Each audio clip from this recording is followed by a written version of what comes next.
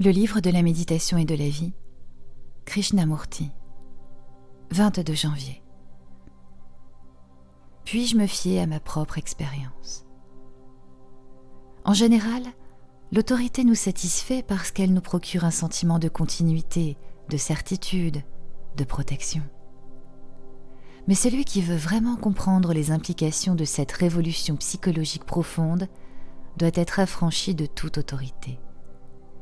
Il ne peut en aucun cas être assujetti à une autorité, qu'elle émane de lui-même ou qu'elle lui soit imposée du dehors. Mais cela est-il possible? M'est-il possible de ne pas me fier à l'autorité de ma propre expérience?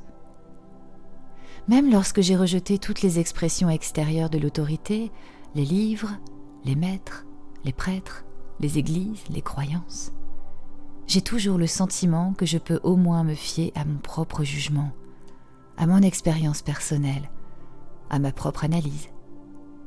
Mais sont-ils vraiment fiables? Mon expérience n'est que le résultat du conditionnement auquel j'ai été soumis, et il en va de même pour vous, n'est-ce pas exact?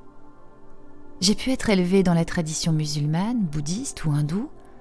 Mon expérience va dépendre du milieu culturel, économique, social et religieux dans lequel j'ai vécu. Et vous êtes dans une situation identique. Puis-je donc me fier à tout cela? Y trouver un guide, un espoir, une vision qui me donnera foi en mon propre jugement, qui lui-même n'est que le résultat d'une accumulation de souvenirs, d'expériences, et un conditionnement dans lequel passé et présent se rejoignent. Alors, quand j'en ai fini de me poser toutes ces questions, et que je prends conscience du problème, je vois qu'il n'existe qu'un seul état dans lequel la réalité, le neuf, puisse se faire jour.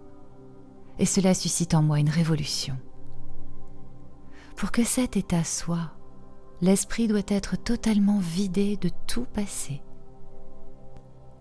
Il n'y a plus alors ni analyseur, ni expérience, ni jugement, ni autorité d'aucune sorte.